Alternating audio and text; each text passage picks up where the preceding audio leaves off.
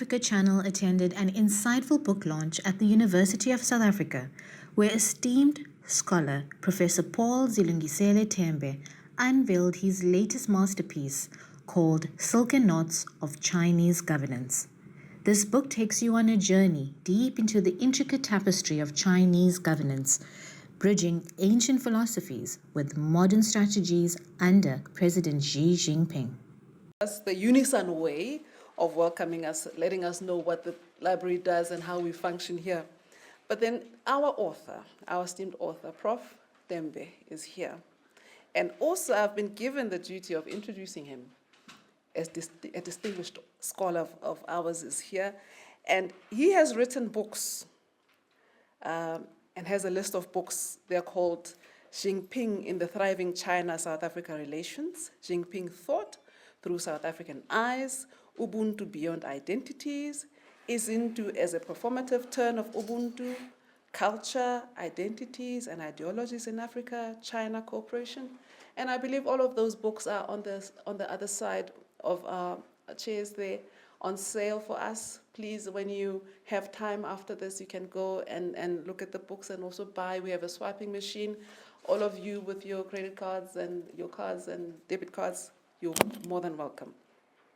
But Professor Paul Zilungisele Tembe is the founder and director of Sela Encounters, focusing on cross-cultural and civilizational communication strategies. His academic pursuits encompass historical studies, linguistic theories, ICT, cultural studies, and foreign policy. He has an MA in Kiswahili studies from Uppsala University, Sweden, and a PhD in Chinese studies from the Chinese University of Hong Kong. He has researched and taught at renowned institutions, including the Chinese University of Hong Kong, Stellenbosch University, and Rhodes University, amongst others. His ongoing research examines geopolitical paradigm shifts in a study entitled Fear of Equality, Instilling Meritocracy. As an author, Tembe has penned Ubuntu Beyond Identities, and he's the lead editor for the Culture, Identities and Ideology in Africa-China Cooperation. He also authored books focusing on Jinping and the China-South Africa relationship. Additionally, he has contributed to various other publications in China relations, Africa-China relations, and South African political economy. He is multilingual, with proficiency in languages such as English, Mandarin, Portuguese, Kiswahili, Swedish, Sesotho, Xitsonga, and isiZulu. Prof, welcome to the stage. The stage is yours. And please feel free. He's going to be talking about the book Silken Knots of the Chinese Governance. But afterwards, we're going to have time to interact with him and to talk about the book and ask him questions. So relax. Please take it easy. He's going to have this time to reflect on what it is to write this book about the journey to Asia and China and all those areas. Thanks, Prof. Okay, thank you. Come on much. stage. Sure. Please clap for him.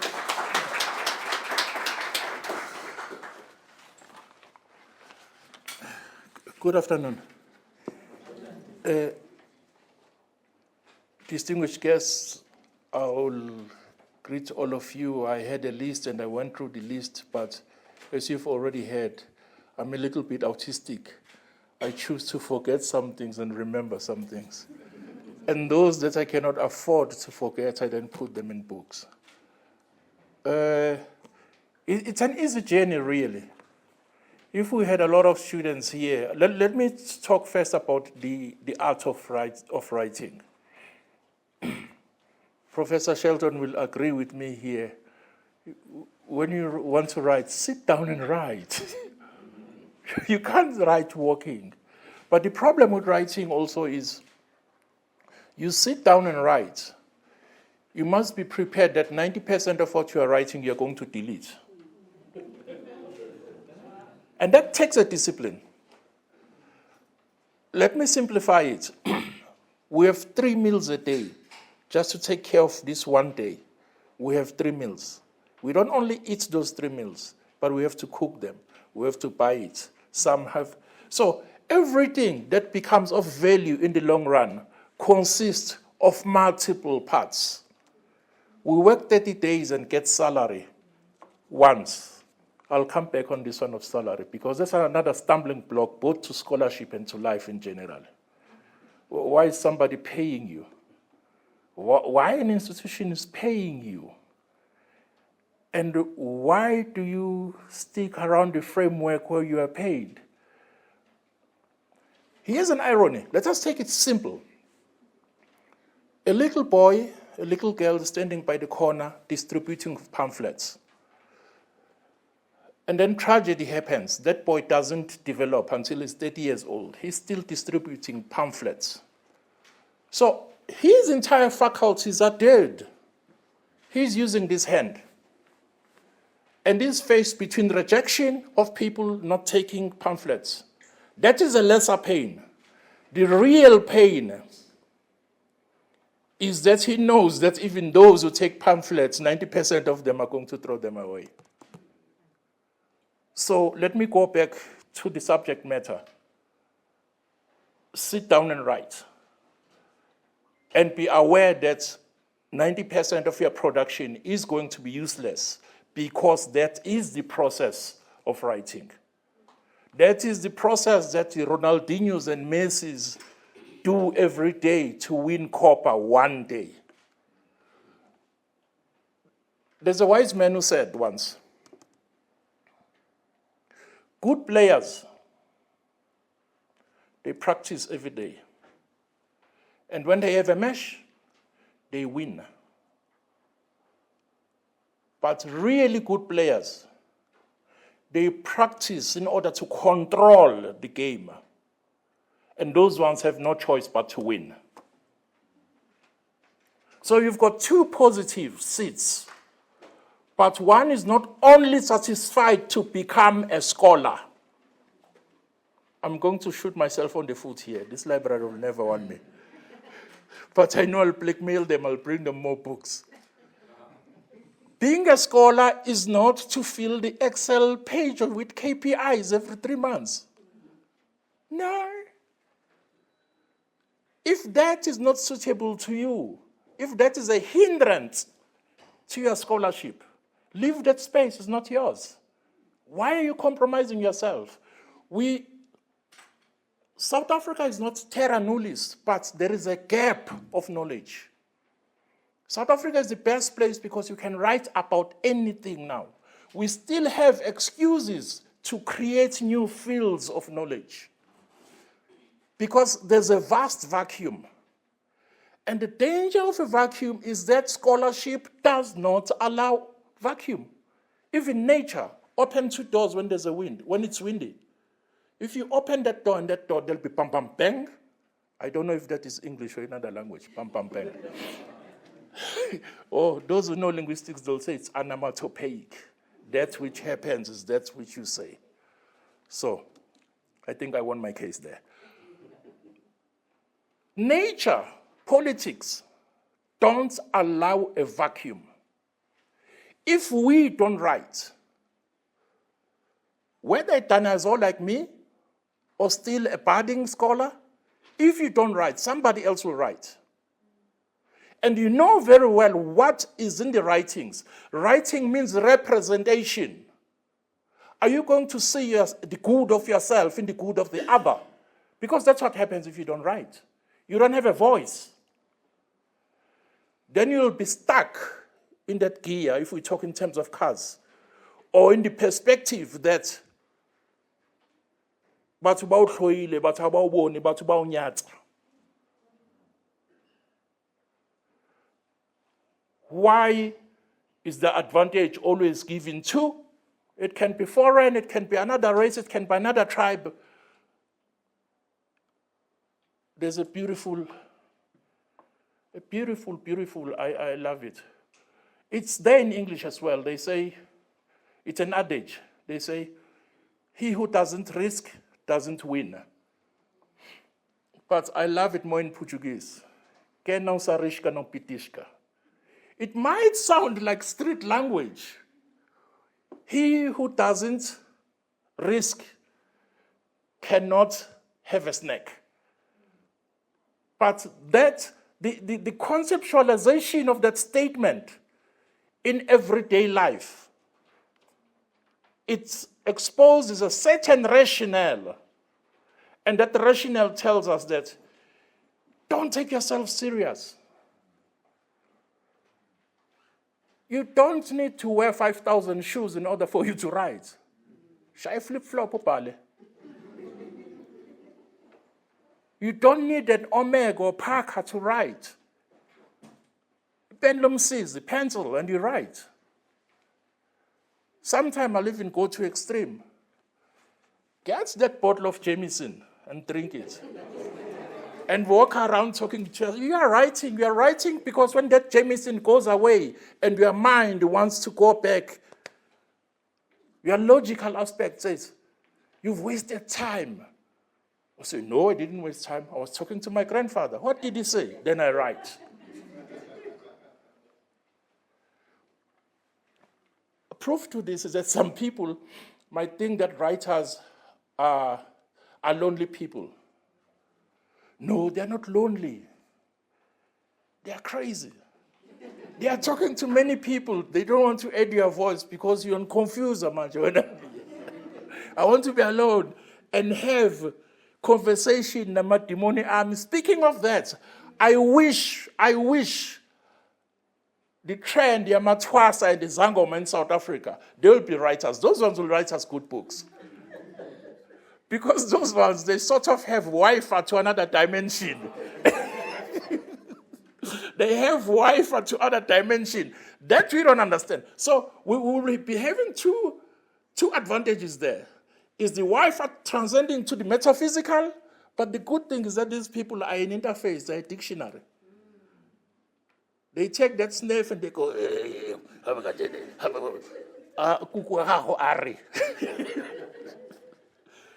So it might sound like a joke, but this additional point of other dimensions and metaphysics and all that, I'm trying to say that we all possess that dimension. We can all transcend to that dimension. To people who are still growing, I'll make an analogy, accepted or not, but I'll make an analogy. Lo muntu ojola naye oqala, and after some time ukudine, because you see he's not a husband quality. It's even with writing. You write about a subject or about a genre, and you say, I don't fit here. You are allowed to write about something else. I'm writing about China-Africa relations. I'm writing about Chinese culture. And then I write about Ubuntu. And then I go and question leaders of the world like Xi Jinping, and I write by them.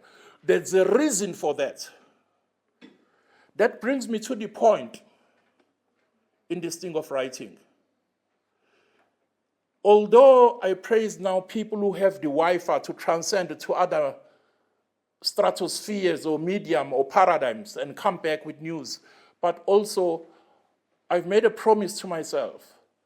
We all make mistakes in life. I said, therefore, in order for me to minimize those mistakes, what I will do, I'll conduct autoethnographic studies. I'll be an autoethnographic scholar.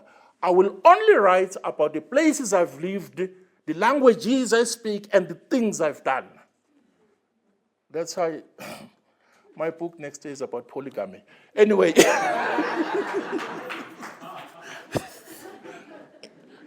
That laughter and that clapping is what makes me write that book, because I said, I'm using all these big rational philosophical structures, using all these terms from Bordeaux and all that. How do you call me? Is polygamy? I'm jumping the line here. I'm jumping the gun. I'll come back to the book. Is polygamy not one of the social net structures that we could use? Because anywhere I've got 3-4 mamnanes. If you do it in secrecy, what happens? It means the chain of reaction and trickle-down effect doesn't take place. Now, that's where the taboo comes in. It's not on the polygamy itself. is you extricating this little kid or this woman from her family that doesn't benefit. Anyway, that's a discussion for next year. That's a discussion for next year, and that's what I'm gunning for. Now, speaking of autoethnography, I have an addiction. When I travel, whether it be Amsterdam, London, Sweden, Hong Kong, China, the entire Mekong region, Korea, here in Africa, Mozambique, Tanzania, Kenya, whenever I see something good that functions flawlessly, one thing happens in my head. I say, how can I transport this home? How can I transfer this goodness? I remember I was in Amsterdam ages ago. Now I'm used to it, but ages ago when I went there first. 3 o'clock, I was a little bit younger than now. Say, I've been writing, we've had these political meetings during the day. 3 o'clock in the morning, let me go out. There's a bar, the Kroch. I said, let me go and see what happens there. I was surprised. It's 3 o'clock in the morning. Old ladies, 60 years, 70, 80 years are walking the street. No fear. That's what triggered then. How can I take this safety home? When I continued my travels and my education, I became obsessed that whenever I came through a functioning social system, I'm not going to say economic system, because once you have a functioning social system, a functioning family, then you'll have growth in your country or in your nation. You'll have growth in your community. When I realized that those parallels or that combination or that synergy, I then engrossed myself into the cultures of the places I've been. Tanzanian culture, which is Kiswahili culture from Bara to Ugunja. I said, what is it that makes the Swahili nation tick? And what is it that blocks them from economic growth? In Sweden, I said, what is it that makes their society stable? But what is it that gives them fast growth? Because there are similarities between some culture and Jante Lagen, which is the law of Jante in the northern Scandinavia. In Scandinavia, I mean, in Northern Europe. I started to look at it. That's why it's good to read as well. I came across one philosopher. He started dividing societies of those closer to authority and those that are communitarian and those who live under the fallacy of individualism. Let me qualify the word fallacy I'm using. I'm saying fallacy because individualism can never work in South Africa. But I'm coming to that. So I realized one thing, and then I sort of throw a formula around it. It's a little bit drastic, a little bit punchy. Those societies who adhere to their own religions, not imported religions, or those societies who have adopted religions holistically to be the guide of society and governance, that's the governance of China, to be the guide of society and governance, they have a higher GDP growth than those who borrow other religions as a structure of governance. Let's come to Mzansi. The structure of governance and the corridors of power does not correlate with the structure of a lived society in South Africa, which is communitarian. Actually, the tragedy happens immediately you finish grade 2, grade 3. You very fast realize that you don't have the twang of the teacher. High school, You realize the books you've been reading about Masilo and Masilonyana, discussing with a degree. So what does that mean? The worst tragedy, it's when you've been patterned into a product now. You want access to university. Oh, and then you realize, I have to unlearn everything. That's kunompisi nosompisana hawa. And then you start calling yourself a stupid. Because you see that the cultural tools that you carry cannot help you with the social upward mobility. So I usually call that, we as South Africans sometimes, most of the times, 99%, we tend to live in a schizophrenic existence. When you're at home, you better direto.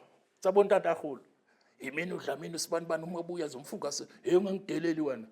then you get into the office. Hello, sir, how are you? And that relates also to our finances. The same sister that I meet when I meet her outside, when I say, meet her at Clicks. Oh, hello, sir. How can I help you? That's schizophrenia. That schizophrenia is because you've got two engines. One of those engines is a liability to you as a being. So the means of earning, the corridors of power, the tools of social upward mobility are not yours. And there's an adage or a maxim which says, if you don't realize your dream, then it means you are realizing somebody else's dream. That is a natural thing because all of us, when we wake up, we are selling something. We are comparing. Poor neighbor might forget to dress decently. But when you open a door and you meet that neighbor, you say, you, because you think you've done something correct, why doesn't? So it's about correctness. What is it that is correct? You know where you find correctness? You find it between the balance of rights and obligation. But we have suffered a mirage in 1994 onwards, the mirage of rights without obligation. Please, let's think about that again. 1994 came with a promise that you've got rights. But there was no system to articulate those rights into capital, be it symbolic, be it cultural, be it otherwise. You cannot have rights just from space. Those rights must be embedded in something without being deterministic. In the case of South Africa, those rights might be within the realm of Ubuntu, whereby, quasi-religious. I've heard a lot of time, umuntu ngumuntu ngabantu, umuntu ngubuntu ngabantu. Yeah, it's so nice. And I won't blame it. It has served this time when we needed a key. But once you open the door, don't leave it ajar, because the wind will get in. Open the entire door. What is it that you are going to do then? Yes, you've made liberation. You've come with independence to empower the people. You've opened the door. It means you are fighting a system, but it becomes a tragedy if you fight a system and you don't have a system to put in place. As I said, nature doesn't allow vacuum. If you come with a system, you must have a system to replace that system. Oh, wind. Oh, wind. May I suggest that instead of vaguely saying, umuntu ngumuntu ngabantu, I am because you are. Actually, that is, when you put it in English, it sounds almost Descartian. It leaves the premises of the African realm when you put it in English. But okay, let's go to the original. Umuntu ngubuntu ngabantu, very nice. But what does it deliver in that format? Can we try and codify that statement into something we can perform? Because when you perform, you have production. And the beauty is, if you take from your value system and then you start performing, that performance will yield value to that system. But if you leave those values you think that are yours and perform with other values whom you are stranger to, then we will have another 30 years. That's, oh, can we sit down and review our independence of 60 years? Can we sit down and review our independence of 90 years? This is what this book is about. May I then suggest that we codify or abstract and then rationalize this Ubuntu in the following way. Ubuntu is a platform, as a value system.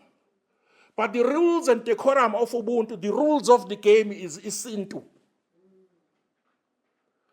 But in order for these two, they must be populated. Umuntu, there are 3 Ntus now, as Professor Ramos will say. Now we have 3 Ntus. We have Ubuntu, which is a platform. We have Sintu, which are the rules and decorum on how a person should act every day. And then we have Umuntu, who's always preoccupied to come out and being an individual, always wants to be part of Abantu. Because Umuntu is never a singular. And it is from there then that in the process of your preoccupation and adhering to the rules of Isintu, you automatically, there's no automatic, it's a system, it works like that. You'll be contributing to the communitarian table. It should EQ. When you earn 50,000 and you know that the sweeper outside there earns 2,000, it should EQ naturally. There are some friends I know, there's a couple of them here, that 25% of their income goes to some projects like, we have bankers here so I can talk freely. I won't expose them who they are. They know themselves. 25% of your earnings should go to some community project. It doesn't need to be something big, something.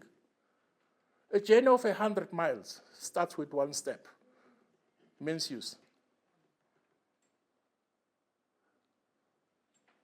Once upon a time, reading was prohibited.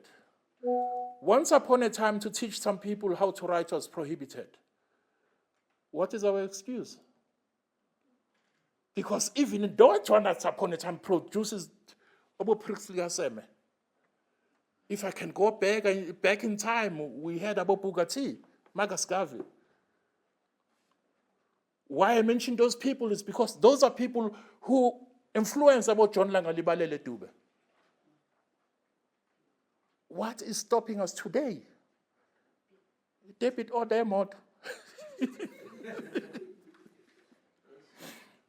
Or is it just flamboyancy? Because I saw a Grootman driving the latest Mercedes-Benz, I also want it. Where are our priorities? All of this talk, especially here, where are our priorities? It's here. But I'm using Chinese history, focusing on the rituals they use for governance since time immemorial. From the Zhou dynasty,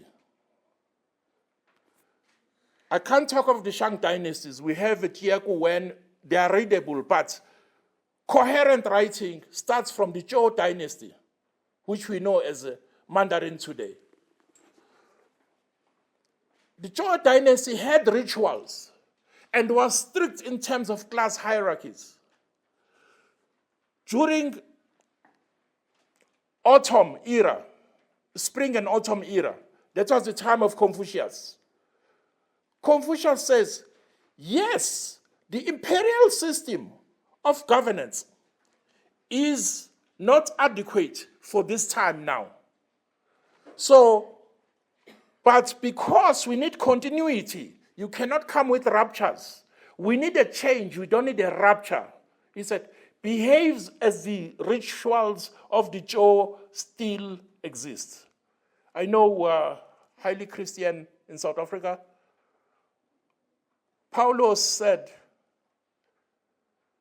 even when you don't believe, the action of you kneeling down and making that cross, if you do it frequent enough, you are a believer. What does that mean? It means your performance becomes you. Your performance will yield something back to you. So that's where your salary begins. That's where your capital begins. That's where your value and representation begins. Now, if you are Mkhize, you want to do the prayers of Mthembu. And I think that's where we're stuck now. Another paradigm shift that comes after that is that there is no inherited title anymore. Everyone must go to school. That starts around that time of autumn, spring and autumn era. But then Mencius comes afterwards. He says, yes, even what Confucius wrote was correct, but we need to write commentaries to it. Because the society has changed. And lots of things changed. Fast track, we have Jushi. Jushi comes in, he says, yes, Confucius and Mencius, they did something, but now we need a new type of scholarship. That was in the 11th century. But let us remember that Juko, the reading and writing in China, starts at two earlier imperial systems. So what does this give us? We need to have a continuity. I've heard people say, but yes, but can't we own it? Can't we Africanize it? And we've got a good thing in South Africa. We don't have one race. That is an opportunity in South Africa, which could help us hit the ground running with establishing a new rationale of governance. A rationale, because of our diversity, could serve many people because that rationale will produce multiple types of capital. And then we have another last paradigm shift, not last, during the Yuan Ming Song Yuan Ming dynasties, where we have now modernity coming into China. If we leave that and fast track to the Qing dynasty, and then the 1920s of the CPC, something happens. Here I'm hedging a question that might come, that if China was that, then why China was poor during this time and this time? China had gone through a conflict. The unity that had during the Qing dynasty, that unity at the end of the Ming dynasty and Qing dynasty was disturbed. Because in the Ming dynasty, what does China do? Because of inflation and the issue of their currency, silver and silk, that contradiction, the emperor said, close the borders.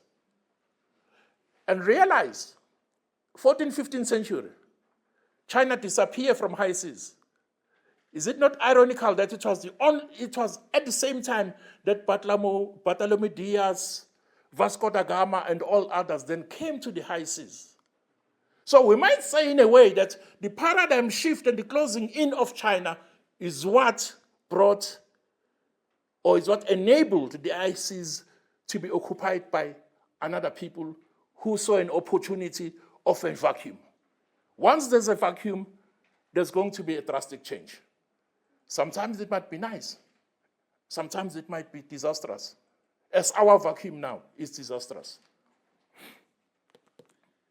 So China, from that time, according to me, from Qing dynasty, with the disturbances of colonialism or selected colonialism, because China was never colonized as all of it, China had to reread itself. So we can say that China closed itself for more than a century. And I'm taking it light if I say that like that. But talking in terms of modern time, China had to close itself, beginning with the wars after the Republic of China, that is 1910, all the way to 1949. Still in 1949, The People's Republic of China continued closed with limited outward or inward movement, with a form of planned economy. It was not until 1978, yes, it's a century. It was not until 1978 that China said, ngoba ndiyazazi ngoku ukuba ngidubane, let me then interact with others. That's why we have football clubs. Sundown, Kaiser. Those people don't leave their clubs because they are losing. They fight and fight and fight and fight. But you must be a formidable force.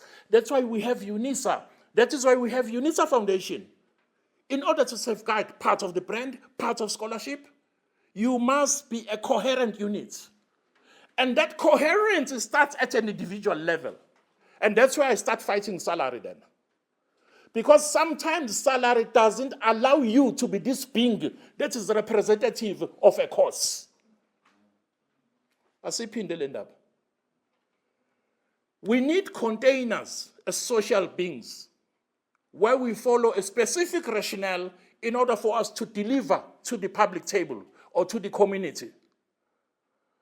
But sometimes there is a schism between individual survival, which is short-term, and long-term individual survival. For long-term individual survival, you fasten your belt and give it time. Fasten your belt and give it time. When you look at African idioms, there is one Chinese, but I'll use African idioms. Dingunis from eastern parts of our Abatembu, Nabanye. That's why I'm saying Dinguni side of eastern southern Africa. They've got this beautiful saying, mostly used by the females. What does that mean? You will see what I'm made of, what is my core. Because with your core, you don't need to be paid. Now that's when we get to the issue of what we call symbolic investment. You wearing traditional clothes, you might not be aware of it, but people are looking at you. You wearing traditional clothes, you might not be aware of it, because by doing that, you are telling me that your core is secured. You are telling me that you have an origin. You are telling me that you belong. Actually, you are doing for me also the action of representation. You can't leave your container and sacrifice so that you are promoted and get 100,000. That 100,000 is nothing.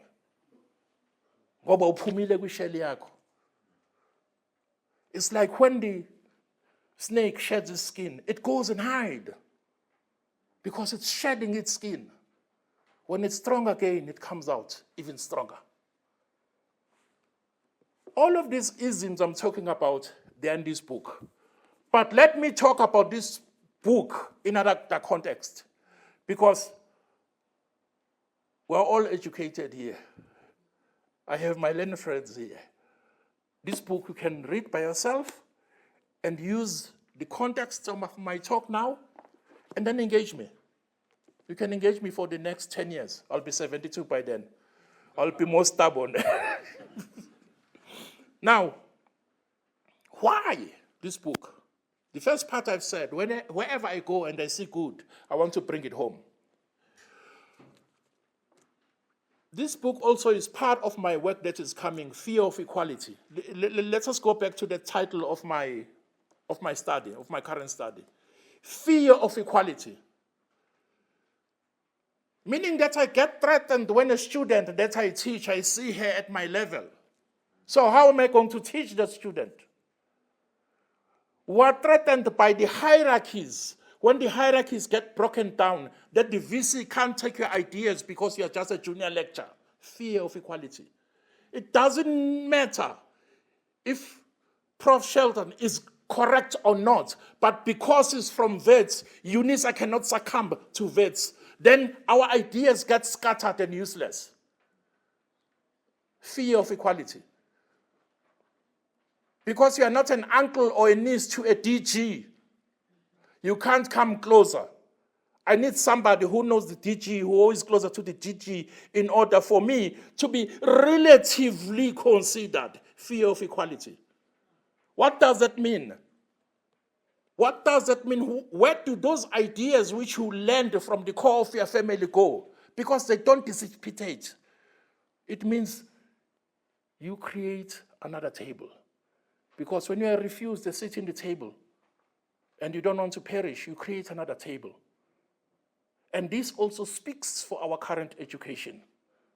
There are still many schisms in our education. Our education system, there are still many schisms. I can't correct it. I can talk about it. And the platforms to correct it, ironically, lie within the education system itself. That's why I said, when I see you wearing in traditional clothes, to me you are an entire book. We are a rare book of literature that speaks a language that is not written, but you speak to me and I understand you. Thus, in most of our languages, sawubona, dumela. Ngiyakubona, futhi ngiyakuzwa ukuthi uthini. But the ground that we are playing on the borrowed ground. Let me explain three things. It can be in military terms, in philosophical terms, in governance terms. There are three factors that prove that you have won a war, or that prove that the system that was absolute is now gone. You are bringing in a new system. That at first acts as an insurrection. That at first acts as an insurrection. Always, when a question comes about normalcy, moving those in the periphery to the center, it is insurrectionary, it's toy-toy. But then when you win, toy-toy must be a dance. It must be part of conformity, it's part of society. But ironically, we still have our toy-toys as toy-toy, as insurrection. Toy-toy is archaic, it should have finished the revolutionary thing, because the toy-toy is in power now.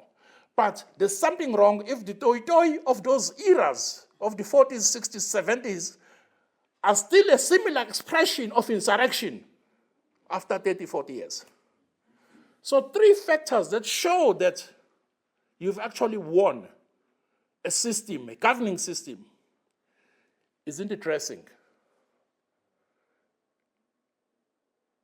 Dressing. Now, think about this joke. You've got Heritage Day. One day, only one day, you can vunula. And if the situation is nice, they give you a week to vunula. Or Heritage Month. So if that Heritage Month is a representation of you and you dress in a way that is naturally yours, what about the rest of the 11 months? So that is a statement of consent that the space you are living in is not yours. Dressing, that is the first one. The second one, if I have to be brutal, I could start and point at anyone here. Do you know in Gauteng now is a season of which fruit or of which staple diet? Nope. You change food system. Our food system is these two big ones. I don't want to give them free publicity. They have to pay me for me to include them. Our food system, even when we go out here, all of us were going to run there before we go home to get these bags, these food bags. So what we lose there, actually, where we become, the system makes us morons, whereby they take organically produced things and then they make them 90 rands or 100 rands, a product of 10 rands in these modified ones. They take the very things of your system which they said they were archaic and uncivilized. Now they are back to that. They are saying that it's organic now.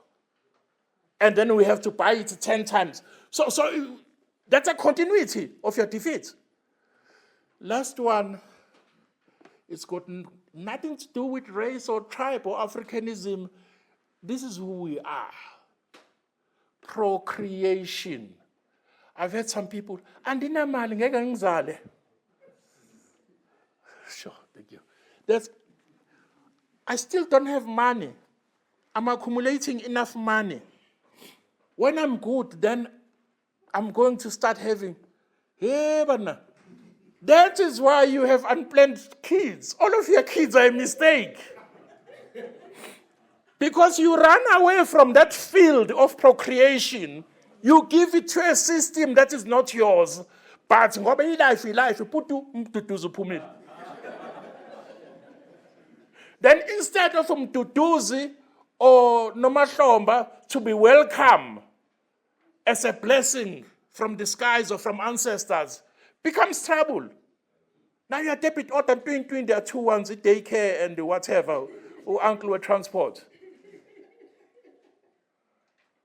You see what has happened now?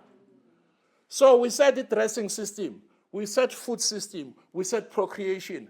Go and check any country which has taken over from a brutal regime, or any country which has systemized itself. The first thing they do is the liberation of women or enhancing their rights. It is land reform, and it's the food system. Because once you fix the land reform, then you have a choice to choose and establish a diverse food system. But as long as land reform has not taken place, it means producers are still the same. And it's not their fault that they are continuing their system of eating because it favors them. And we are born into a system, and therefore that system perpetuates itself by us adhering to some of the values of those who build that system. Because when Uhuru was brought to us, it was about war. We didn't have a system in place. It was about personages. Those who understand Max Weber, they know that we've got three ways. We've got traditional leadership. Then we've got, what do we call these people who are famous? Oh, we've got charismatic leadership. And then we've got rational leadership. Traditional leadership, you know, a person says this and this must happen. Therefore. Charismatic leadership, it's organizations and places whereby if somebody, that leader dies, then that organization doesn't exist. But the rational one is where we put systems in place. And when the old system doesn't work, we must have a new system, rationalize a new system for the new system to work. But if you say you've defeated the old system because in itself is going through replication and it's absolute, some of us wait for God. But if you don't have a system and you've gotten rid of another system, you're waiting for hell. You refuse to eat what is there, but you're not making anything of yours to eat. Of course, eventually you're going to eat the same thing. So those are the three factors. Now, what brings me here today? You see me talking Okariki Murutu or something like that. What actually brings me here today is a tragedy about to take place. One tragedy, we claim scholarship where there's no scholarship. China-Africa relations is the new kid on the block. And everybody loves Raymond. Everybody is a China-Africa relations expert. Everybody. There's strikes in Nigeria. Everybody is a Nigerian expert. You'll see them on TV flashing. There's nothing wrong with that. But it's wrongly placed. The job of journalism and communication belongs to those people. That's what we call, Prof, events-based analysis. Yes, President Ramaphosa did meet Macron and did meet Putin. They did talk about Ukraine. But in scholarship, those analyses, they are not coming up with a solution of what you have seen. So I suggest that in me bringing this book, The Patterns of Governance in China and their trajectories, is to prove first one thing, that there are those people who rely in their culture to build up systems of governance, systems of education, and systems of economy. That's what I dwell upon mostly on the book of Ubuntu. Because I say, Ubuntu beyond identities. Ubuntu doesn't have to do with you being black or what. Ubuntu is a system that, when we structure our rationale around it, might help us first deliver to the communal table, but secondly, adhere to a system that will give them back the fruits. The trickle-down effect should be bigger once you deliver to the communal table. So China-Africa studies, although they've been written so much about, that is not scholarship. There is only 1% or 1.2% of literature on China-Africa cooperation, which is written from the angle of cross-cultural communication. But I've got news for you. Cross-cultural communication, since the beginning of colonialism until very recently, it was about studying the native so that you can give instructions to the native. There was no cross-culture there. There was a one-way direction. What we're trying to establish now is cross-cultural communication or cross-civilizational communications. That will help us also in terms of representation. We are very low in terms of representation in the world. An anecdote. I'm in Beijing, was it 2 weeks ago? I'm in Beijing 2 weeks ago. It's hot in the conference room. I go out and I meet Professor Shot. What are we doing here? What are we doing here? I say, how come there are no South Africans here? These people were unclean. Because you find people from Asia, you find people from Europe. People from Europe even discussing African issues because we're absent. And they'll try and come with a smile. You're from South Africa, I've been there in Joburg. You'd say, yes. How does that help me? But those doors are open. We are not there. Which brings me to this point. This book is the first of its nature that speaks about China, the rationale of China, the thinking of China, the China through millennia. What is it that Mao Zedong did in order for him to have control of his society? Which, of course, I know in South Africa is a taboo when a leader has control of society. That is dictatorship, yabada, yabadu. Okay. That was not an onomatopoeia. That was hedging, blocking words that are prohibited to come out. But yes, it was not censorship. Nor was it self-censorship. I'm saying yabadu, yabadi, because I know you all understand. We've got deficit of Chinese studies in South Africa. And if 40% or more of our FDI comes from China, how are we going to broker those deals for the future? What deals are we sitting with just now? If there's deficit of sinology, by the way, the new type of sinology, we had archaic sinology, which has got roots in Europe, especially France and Sweden and all that, which only focus on studying archaic China. But with the position of China today, we focus on sinology, which blends Chinese studies, so that you have people specializing on some aspects of China across board. We have a deficit of Chinese studies. What does that mean? Can South Africa afford to have deficit of Chinese studies? When you have people traveling every 2 weeks in groups to learn from China. Deficit of Chinese studies. We are making a Pandora's box. We're not even opening it. We are making a new Pandora's box. This comes to my 5 bottlenecks. I think they're in that book, that's one and that's one. The 5 bottlenecks are lack of Chinese knowledge in South Africa. We see Chinese here, but we don't know what they're doing. We hear figures during big conferences, 60 billion, 30 billion, 60 billion, whoa, electricity. But there's lack of China knowledge in South Africa. That's the first one. Conflict number 2, or bottleneck number 2, is the conflict between policy and law. Policy is an intent to do something, therefore is malleable. Any incumbent or his council can change those statements and those formations. But law has got consequences. It's proclamated to the bulk of law. Without consequence or punishment, there's no law. Therefore, if you proclamate everything into the book of law, you structure it into acts of law, that cannot be diverged. You cannot hedge, or you cannot play off the cuff, because there are rules and regulations in law. But policy is malleable. So we have to check our investment policies. How do we push those, fast track the pushing of those policies into law?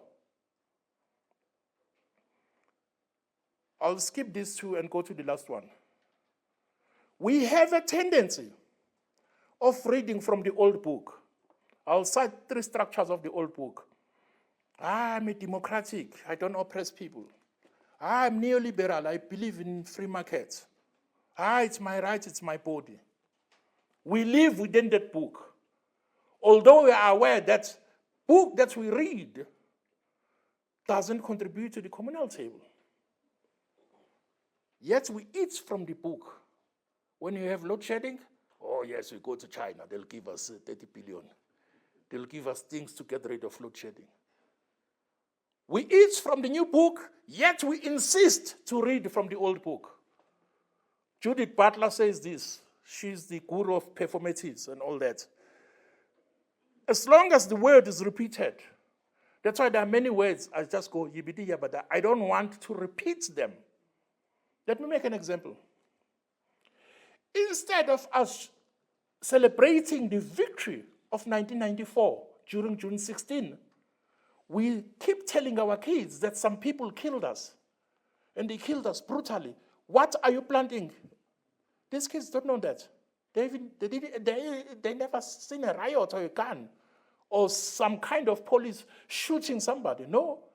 But you are planting that in their young brains. Yes, history is painful, but words that are repeated, they result in action being repeated.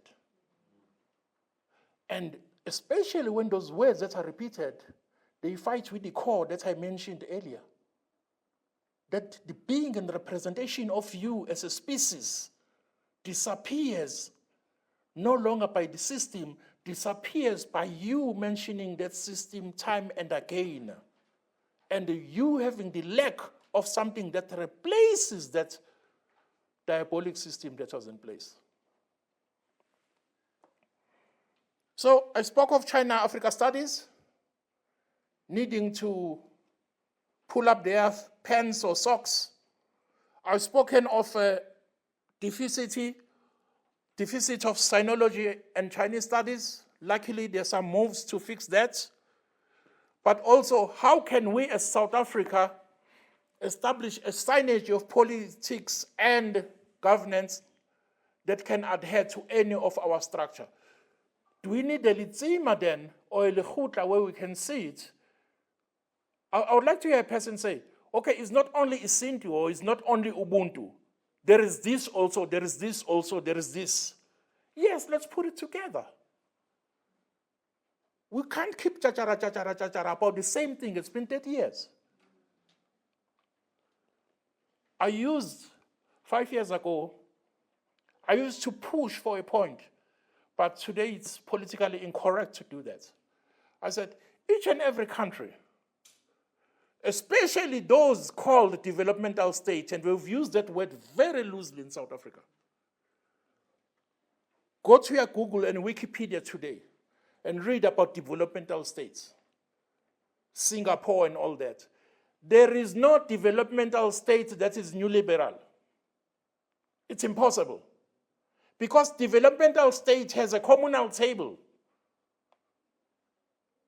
At night, we who grew up in the locations, 6:30, the lights will go boom, or 7 o'clock, and then we run home, wherever you are, because it's our betwa. Reason that is when food is ready. We don't have that communal table. We don't have that time and that discipline to come to the table when it's time to eat. Little things.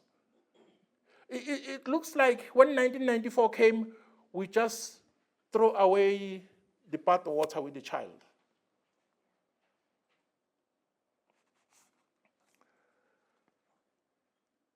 To end my talk, please let us try to know whom we are trading with, whom are becoming our next friends, to better make those bankers to be able to negotiate, make sound deals, not to leave debt for coming generations. Let us establish signages with other world systems, not succumb to them, but establish signages that will benefit us. And if you go through history, every new configuration has got low-hanging fruits. Let's take that we open a school as Lalen in the rural area. Qualifications to get to that school, they become very low because it's something new. There is always a low entry level. And the world has never had a low entry level as we're having now. We as South Africa, we are powerful, but we don't dare. We as South Africa, people respect us outside. They're scared of us. Those who travel, Babana knows. People who travel here will tell you, when you say, I'm from South Africa, it doesn't matter whether it's in Europe, in Africa, or where. That is why 5 years ago I was on that point. Sometimes I'll get so frustrated, I say, let's close our borders and fight amongst ourselves first.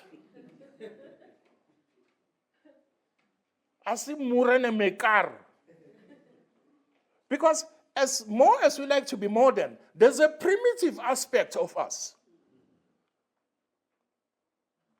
Can we bring those ones together? Let us stop being politically correct all the time. We are compromising ourselves. We are compromising our own representation. How will we then, as people, as feared as we are we going to be represented when we don't have a coherent rationale about who we are, a coherent rationale what we want? Sometimes I'll go to extremes saying that this 5 to 5 year democracy is because when you take the first 5 years, you are getting rid of all the policies of the other guy. And if you get second term, you don't care because you know it's the last term anyway. Guys are laughing, but this is a serious matter. Let us find synergy with the systems we have. We've got programs in place. Africa We Want, Agenda 2063. We've got our NDP, which is very, very developed. The level of thinking there is very high. But there are no structures that are symbolic to communities. It seems as if the old centers, which we have 5 of them, KZN, Gauteng, Limpopo, and all that, those centers are still the main centers. What happens in between? Why can't we start those communities in between those centers? Why should we allow people to come and eat from one unsustainable table instead of creating other tables? Makos, Anganshi, Yabo.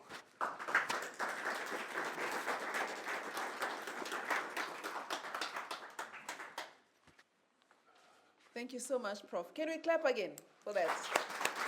Can you also stand up when you ask questions so that we can capture you on video and you audible as well? Just hold the mic a little bit closer to you.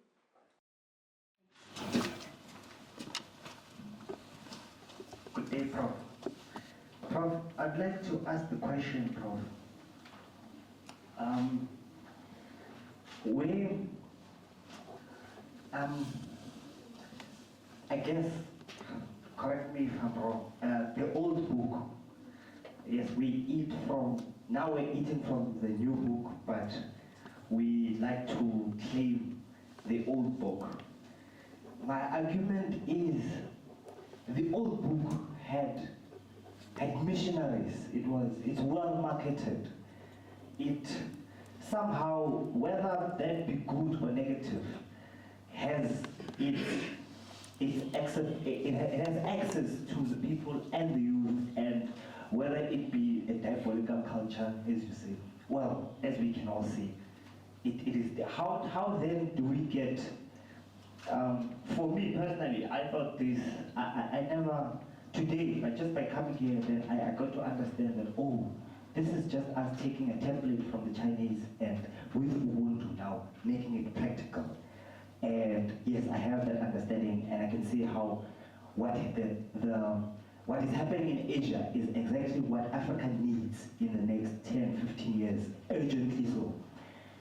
The thing is, the average African, the youth, the Africa of which the youngest population to come, we don't know, we don't see this. How do we turn this into the church, the old book? How do we preach? How do we get it to the people that are supposed to execute? Why is there a gap between the scholars and the average, or the ruling class, the rationale and the populist? Yes. Why? How do we solve that? Okay, thank you. I'll take other questions because. Thank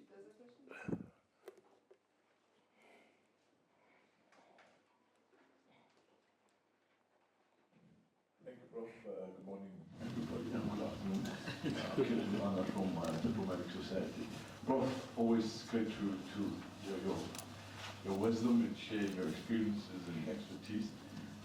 It's just something to do with Africa and a recent FOCAC summit that took place in Beijing. And, people know that Africa is probably the wealthiest piece of land on this planet. It's got everything. We don't need anything else from anywhere else here on the continent. Do you think that the wealth is being used up by the 54 different bureaucracies that are on the African continent? Is that where most of the wealth is being sucked into? 54 presidents, 54 minutes, 54 times 54. It's just a question that I have. Thanks. Thank you. I can still take another question because this question, 2, 3 questions, it's okay. Good afternoon. I just happened to be here by, I don't know if it's a coincidence or coincidence. Then I stayed because I was apparently told that it was another book. I'm from Unused Press, my name is Jack. So, yeah, you're talking about we fought a system, and it's like we are replacing it with no other. You alluded to the fact that nature does not allow vacuum. So from your experience, your lived experiences in China and their governance systems, what have you learned, and what can we do to replace the system we fought with a new system that can work for us, that can work for the prosperity of Africa? Yeah, I think that's my question. Thank you very much.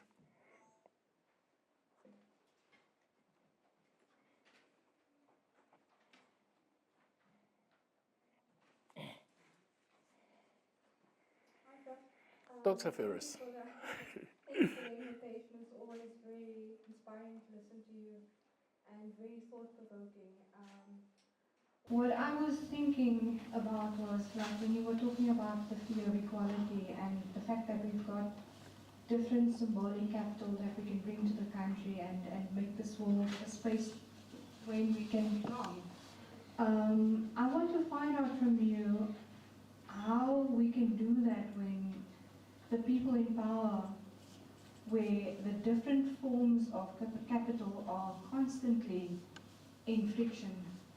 And we also find that when we come to places where power is created and equality is established, like universities create status differences, economic differences, because when you go to university, you get a better job, you move upwards in terms of your mobility. But often, when we come here, we are so shocked at what we find because it doesn't reconcile with our knowledges at home. And thinking about where I come from, my family is based in the Northern Cape. Sometimes I need to go back there to find out what needs to be done when I'm ill. But those people are passing away that have that knowledge. You know, we don't have a culture where we embrace other forms of knowledge systems and the multiple symbolic capital that we have. How do we find a way that we change these textbooks that we use, that we change these knowledge systems, that we change the schooling systems that make us feel like we don't belong, you know what I mean? How much agency do we have in terms of transforming the society so that we all have a place to live in? Give me a name so that's when I answer you correctly. My name is Darato. Yes, Okay, so that I may address you. We're just talking about leadership, and we're trying to dissect what is leadership. What is the difference between management and leadership? Just before I left office, before I came here. This really hits home, Prof. Here at home, well, I want to use the one blanket approach. There are some sections. What you talked about, the fear of equality. We're experiencing it on a daily basis. It's so sad for me. Because we are talking about leadership. And leadership, according to my own understanding, you have to mentor other people. You cannot just be umuntu one or tola limelight all the way. We have to, if we see that you are a leader, we have to mentor the young ones. And I don't know what is it that we can do, especially here in our institution. Like I said, some sections, departments, they are shining. But the rest of us who are down there, we're actually feeling the heat. And it's such a contrast that we are here talking about this. And I've just also done a little bit of research about you. I'm so sorry, my naivety, I didn't even know that you were working for UNISA. Because I know the other gentleman, Mr. Tembe, who was here previously. I don't know if he's still within UNISA. So I actually thought you were that one. So I'm really touched as to how we can collectively understand the notion of what leadership is, or management between the two. Because that's some of us, you know. And number two, my other child was in grade 4 not long, and they were taught that, yeah, but actually I saw it, I was helping her with her homework, and the book was saying about the Africans, they literally cried to be colonized. I didn't even know what to say. So now you're talking about Judith Butler. And I agree with what she's saying, that if we repeat one thing, it repeats itself, you know. But how do we tell our young ones? Because my parents, probably all of us, we've lost people in the struggles during 1976 and so forth. And how do we tell them? Because I'm so passionate about telling them about who we are, where we come from, what do we represent. So how do I then tell them? Because I have to tell them the truth. You know, these young ones, they're very intelligent. They'll even tell me about artificial intelligence and all of this, you know, terminologies. So how do we genuinely teach our young ones our history, where we come from, where we're going, and all of that, and what is Ubuntu? Thank you, Prof. I will go on and on, but I think so far. Thank you. We've had embryos of society. The irony is that those embryos are done by our kids. But the outcry of those kids are the same grievances that when I was young I was crying about. So, meaning that we are in danger. If we don't address issues from Dr. Relato, issues that have been mentioned by Dr. Ferris, I'm mentioning these two questions because what they did, they went to the core. I have a tendency of speaking in conceptual. They just push it. Management and leadership problem. We have a home work system, which leaves us schizophrenic. If I take my values from home and put them here, and it's not Heritage Month, we are shiny. But the irony also is that every time I get my salary or I get some money, I don't enjoy here or something. Give my melody address, figure the hot man, wash my car, take it out my coat, figure the poser. You see that? What's happening here? I've learned all my life to become a professor. But in order for me to enjoy my being, I must go back to the root. Why don't I take care of that root? Fear of equality. Even me, I rejoice in the structure that was created by this monster. Let me not become a preacher. Let me put it as it is coming in my next book. My next book for next year is called Change Games. Transcend your identity. It's a continuation of Ubuntu book and all this I'm talking about. The first thing I attack there, I attack geography. 3 types of geography. Lived geography is the practical geography. Your bad geography that you live every day because those words are written in you. Children don't do what we say, they do what they see you doing. Then I take, there's no judgment here. When I used to drive from Stellenbosch going to the airport, I pass a place called Khayelitsha. I will then reach the airport in a bad mood or crying at West. When you see children playing at latrines, near latrines, and then the other side, those who've been there, they'll know there's a big ditch. The water system of that area of Stellenbosch goes through Imikuku, and those kids live and play there. Are we so poor or so blocked in our minds that we can give birth, don't tell me about poverty, that we can give birth to next generation in those places and accept it?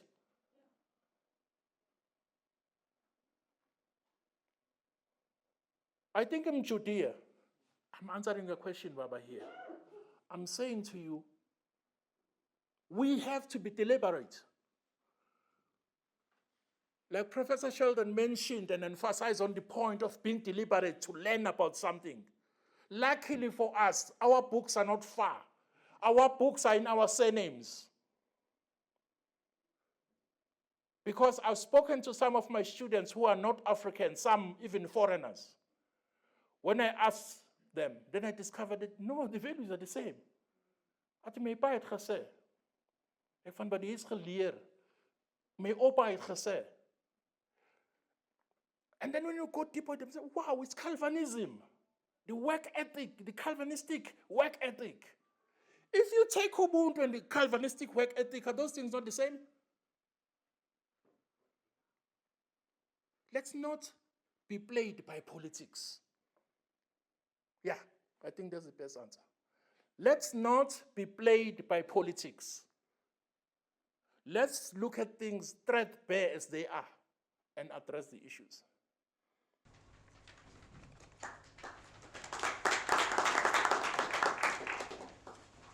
Ladies and gentlemen, as we bring this memorable event to a close, although it feels like we should go on, but we have to close, it is my honor to extend our heartfelt thanks on the occasion on the launch of Silk Knots and Chinese government. First and foremost, we extend a special thank you to our author, Prof. Tembe, not Temba, Tembe, I will remember that for a while, whose dedication has brought to life the intricate and illuminating story of Chinese governance. That I think we will remember all of those points that Prof gave us, the paradigm shifts. I think that stuck in my mind. Weaving historical depth with quite insightful analysis. This remarkable work, ladies and gentlemen, inspires us with its wisdom and reflection. I think from a library point of view as well, it inspired me sitting where I am. I was thinking as Prof was giving us context about the opportunity that libraries have, especially UNISA Library, and our contribution to language transformation, our support of research, data management, and making data that is produced within UNISA in Africa available to the world, and the role that we can play. In terms of our partnerships, and as we expand to make information resources accessible, also looking at international partnerships.